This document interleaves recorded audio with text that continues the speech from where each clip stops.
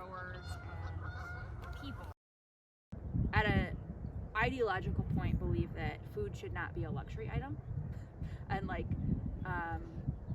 we have created so many systems around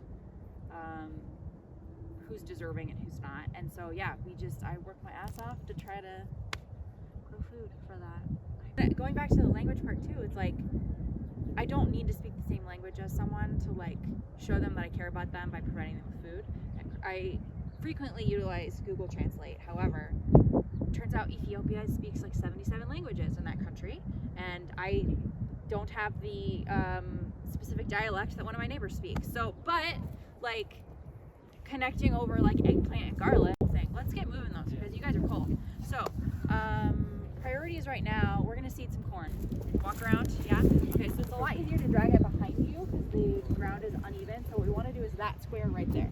That's where the sweet corn's gonna go. Yes, yes.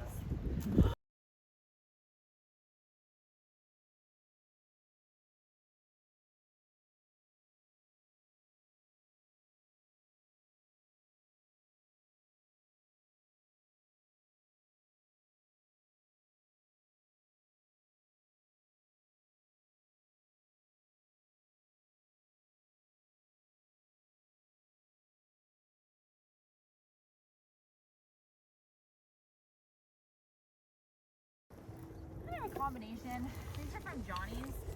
I like Johnny's because they are very much like a small grower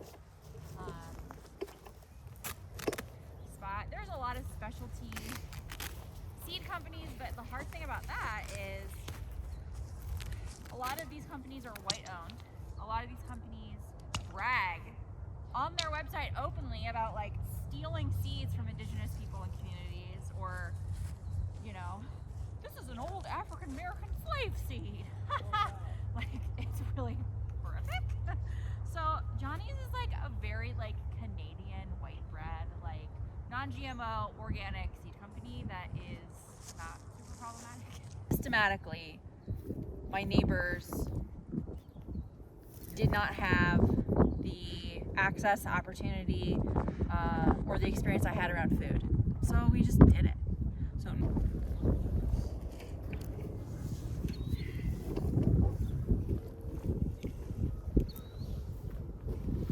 and like the spots where you can clearly see like my tractor wheel went over and it's maybe not as soft.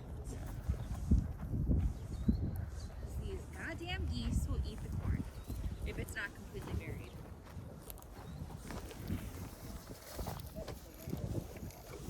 Within 72 hours of me sending the text, we had the fridge. And I had kind of been in conversation with some folks around Des Moines, but like it's a hard thing organizing with a lot of people virtually, because sometimes things just get like mired down and bogged down a little bit, and conversations are slow because like we're not on our phone 24/7. And so there was kind of a larger conversation happening, and I just like DM'd the group like, hey, you guys mind if I just like do one? Is that cool? Like, can I just do it? I don't want to wait. And they were like, yeah, go for it. You be the pilot. Go. So that was November. We had some learning in terms of like how to make the fridge not freeze inside because it's negative 21 degrees.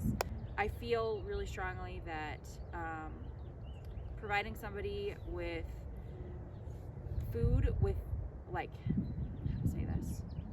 Providing someone with food that they get to decide like what they need, how much of. There's no restrictions. There's no like, well, you're not poor enough, or like you're not quite marginalized enough to use this resource, or you make too much, or etc.